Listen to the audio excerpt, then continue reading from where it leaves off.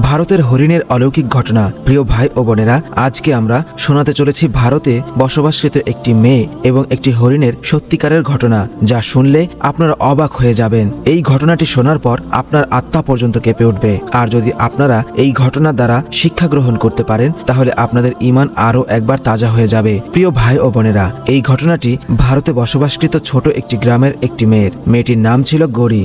সে তার গ্রামের মতোই অনেক সুন্দরী ছিল এবং তার সাথে সাথে তার ব্যবহার অনেক কোমল ছিল। সে মানুষজনের সাথে খুব সহজেই মিশতে পারত। সে তার এই কাজে অনেক ভালো ছিল। একদিন গৌরী শুনতে পেল যে গ্রামের পাশের পাহাড়ের মধ্যে একটি সুন্দর হরিণ রয়েছে। গৌরী সেই হরিণের সৌন্দর্যতা দেখতে চেয়েছিল, তাই সে সেই জায়গায় যাওয়ার মন্তব্য করে যেখানে হরিণটি ছিল। গৌরী সুন্দর সুন্দর জিনিস বন্দি করে রাখতে পছন্দ করত। এটা তার শখ ছিল। মানুষজন এটাই মনে করত যে এটা গৌরীর শখ, তবে এর পেছনে আসল রহস্য কি তা কেউই জানতো না। এর পেছনে এমন একটি রহস্য ছিল যা যদি মানুষজন জানতো, তাহলে হয়তো মানুষজন গৌরীকে মেরে ফেলতো। সে তার কাছে অনেক কিছু জিনিস বন্দি করে রেখেছিল, যার মধ্যে সকল প্রকার সুন্দর পাখি এবং প্রাণী ছিল। হরিণ অনেক সুন্দর একটি প্রাণী। এই প্রাণীটির চোখের আলো দেখে সকলে অবাক হয়ে যেত। হরিণের রং ছিল গাঢ় সাদা। মানুষজন সেই হরিণটিকে দেখার জন্য সেই গ্রামের মধ্যে সফর করত এবং সেই হরিণটিকে দেখে তাদের মন উদার হয়ে যেত। তাদের মনে একটাই বাসনা আসতো যে যদি তারা সেই হরিণটিকে বাসায় নিয়ে যেতে পারত, তাহলে অনেক ভালো হতো। তবে তারা সেটিকে বন্দি করতে চায় না। যখন গৌরী সেই হরিণটিকে দেখে, তখন তার সেটি অনেক পছন্দ হয়ে যায়। সে তার মনের মধ্যে এটা বাসনা করলো যে সে সেটিকে অবশ্যই বন্দি করবে। গৌরী সেখানে সারাদিন অপেক্ষা করলো এবং দেখতে লাগলো যে মানুষজন চলে গেছে কিনা, যাতে সে সেই হরিণটিকে তার সাথে নিয়ে যেতে পারে। সন্ধ্যা পর্যন্ত মানুষ আসতে থাকে এবং গৌরী সময় পেল না। যেমনই ভাবে সন্ধ্যার অন্ধকার পড়তে লাগলো, তেমনি ভাবেই মানুষজনও কম হতে লাগলো। গৌরীর জন্য এটি ছিল সুবর্ণ সুযোগ। সে সেই সময় হাতছাড়া না করে সেই হরিণটিকে তার বাসায় নিয়ে আসে। সে সেই হরিণটিকে তার কাছে বন্দি করে রাখে। রাতের সময় গৌরী যখন তার বিছানায় ঘুমানোর জন্য যায়, তখন সে দেখতে পায় যে হরিণটি অনেক জোরে জোরে চিৎকার করছে এবং তার মুখ থেকে নানা ধরনের আওয়াজ করতে লাগে। হরিণের আওয়াজ গৌরীকে ঘুমাতে দিচ্ছিল না এবং গৌরীর বাড়ি গ্রামের শেষে ছিল এবং গৌরী সেই সকল প্রাণীগুলোর জন্য একটি আলাদা ঘর বানিয়েছিল এবং সেখান থেকে আওয়াজ বাইরে বের হতে পারে না। শুধু গৌরীর বাসার মধ্যে সেই আওয়াজ শোনা যেত।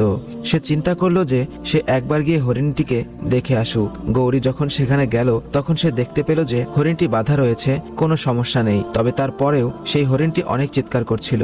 গৌরী সেই হরিণের চোখে দেখলে সে দেখতে পায় যে হরিণটির চোখ ঝলমল করছে এবং তা দিয়ে পানি পড়ছে। পরের দিন গৌরী তার কাজকাম করতে ব্যস্ত থাকে এবং সারাদিন হরিণটাও আর পেরেশান করে নাই। যেমনই রাতে হলো, হরিণটি আবার চিৎকার করতে শুরু করলো এবং আওয়াজ করতে শুরু করলো। এই কারণে গৌরীর অনেক রাগ হলো যে সারাদিন হরিণটি ঠিক থাকে এবং ঘুমানোর সময় হলে হরিণটি চিৎকার করতে শুরু করে। গৌরী এখনো বুঝতে পারছিল না যে আসল বিষয়টা কি। হরিণটি কেন শুধু রাতের বেলাতেই চিৎকার করতে লাগে এবং কিছুক্ষণ পর আওয়াজ আসা বন্ধ হয়ে যায়। তৃতীয় রাতে গৌরী দেখলো যে আজকে হরিণের আওয়াজ আসছে না। প্রথমে তো সে অনেক খুশি হলো এবং এরপর তার ইচ্ছে হলো যে সে তাকে দেখে আসবে। যখন সে সেই ঘরের দিকে যেতে লাগলো, তখন তার চোখের সামনে অন্ধকার নেমে এলো। তার পায়ের নিচ থেকে জমিন সরে গেল। তার বিশ্বাস হচ্ছিল না যে এমনটা কিভাবে হতে পারে। গৌরীর অবস্থা খারাপ হতে লাগলো। তার এখনো বিশ্বাস হচ্ছিল না। সে বারবার তার চোখ নাড়া দিচ্ছিল এবং মনে করত যে হতে পারে এটি একটি স্বপ্ন। তবে সেটি কোনো স্বপ্ন ছিল না। তার চোখের সামনেই তা ছিল যে সে যে হরিণটিকে নিয়ে এসেছিল এবং বন্দি করেছিল, সেটি আর তার সেই ঘরের মধ্যে বাধা নেই এবং এই বিষয়টি তার জন্য অনেক খারাপ ছিল, কেননা তার সেই ঘরের মধ্যে এমন কোনো রাস্তা ছিল না যা দিয়ে কেউ বাইরে যাওয়ার আশা করতে পারবে। তার ভালো করেই খেয়াল রয়েছে যে ঘুমানোর আগে সে সেই দরজাটি ভালো করে বন্ধ করে গিয়েছিল। তাহলে এটা কিভাবে সম্ভব যে সেই হরিণটি সেই ঘর থেকে বের হবে? গৌরীর মাথা ব্যথায় মনে হচ্ছিল ফেটে যাবে। সেই অবস্থায় সে সেই ঘর থেকে বেরিয়ে এলো। সে সব জায়গাতে দেখলো সকল দরজা বন্ধ রয়েছে, তবে হরিণটি কোথাও ছিল না। এবং এরপর গৌরী ক্লান্ত হয়ে তার বিছানাতে গিয়ে শুয়ে পড়ল। চিন্তা করতে করতে তার মাথা ব্যথা হয়ে গিয়েছিল যে সে সকল দরজা দেখেছে, সব দরজা বন্ধ ছিল, আর তারপরেও সেই হরিণটি নেই। এটা চমৎকার ছাড়া আর অন্য কোনো কিছুই হতে পারে না। পরদিন যখন সে তার মাথা ব্যথা নিয়ে সকালে ঘুম থেকে উঠে, তখন সে দ্রুত সেই ঘরের মধ্যে যায় যেখানে সে প্রাণীদেরকে রাখত। সেখানে গিয়ে সে আরো একবার অবাক হয়ে যায়। সেই সময় সে আসলে পাগল হয়ে যাবে এমন অবস্থায় পড়ে গেল, কেননা তার মনে হচ্ছিল যে এগুলো তার চোখের ছল। সে মনে করছিল যে সেই হরিণের চোখের উজ্জ্বলতা তাকে এমন করে দিয়েছে, যার ফলে সে দেখতে পারছিল যে হরিণটি সেখানে রয়েছে। সে সেই হরিণটির কাছে চলে গেল এবং হাত লাগিয়ে দেখল যে এটি স্বপ্ন নয়, বরং সত্য। এবং সেই হরিণটি সেই ঘরে বন্দি করা রয়েছে। গৌরী সেই হরিণটি সম্পর্কে তথ্য জোগাড় করতে লাগলো। এবার গৌরী অপেক্ষা করছিল যে কখন রাত হবে। যেমনইভাবে রাত হলো, গৌরীর মন চঞ্চল হতে লাগলো। সে আস্তে আস্তে তার কদম সেই ঘরের মধ্যে এগোতে লাগলো, কেননা আজকেও সে হরিণটি চিৎকার শুনতে পারছিল না। যখন সে সেই ঘরের মধ্যে প্রবেশ করলো, তখন সে বুঝতে পারলো যে এখানে নিশ্চয়ই কিছু না কিছু একটা হচ্ছে, কেননা হরিণটি সেখানে উপস্থিত ছিল না এবং সকল দরজা বন্ধ ছিল। সেই হরিণটিকে অন্য একটি মাখলুক মনে করছিল। এখন গৌরী সকাল পর্যন্ত অপেক্ষা করছিল যে হরিণটি ফেরত আসছে নাকি, এবং সে রাতের বেলা কেন গায়েব হয়ে যায় এবং দিনের বেলাতে আবার ফিরে আসে কেন। এই প্রশ্নগুলো তার মনের মধ্যে ঘুরপাক খাচ্ছিল। এবার গৌরী চিন্তা করলো যে যেমনইভাবে হরিণটি ফেরত আসবে, এরপর থেকে সে সেই হরিণের পেছনে নেবে। পরবর্তী দিন সে দেখলো যে হরিণটি তার জায়গাতে ফেরত এসেছিল। গৌরী সেদিন সন্ধ্যায় চুপ করে সেই ঘরে লুকিয়ে বসে গেল এবং সেই ঘরের সকল দরজা বন্ধ করে দিয়েছিল। সে দেখলো যে যখন সন্ধ্যা হলো, সেই হরিণটির শিকল নিজ থেকেই খুলে গেল এবং হরিণটি সেই ঘরের দরজার কাছে গেল এবং সেই দরজাটিও নিজের থেকেই খুলে গেল এবং হরিণটি সেই ঘর থেকে বের হলো। গৌরী এটা দেখে অবাক হয়ে যায়, তবে সে নিজের উপর কাবু করলো এবং সেই হরিণটির পিছন পিছন যেতে লাগলো।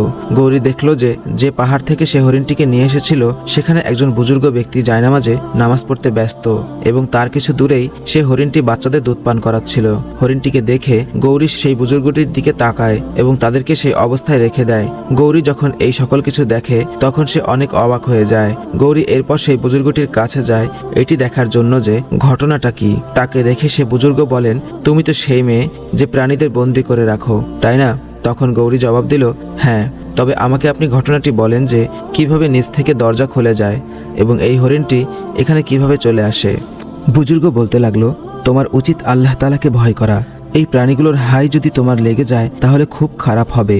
আমি প্রাণীদের জবান বুঝতে পারি।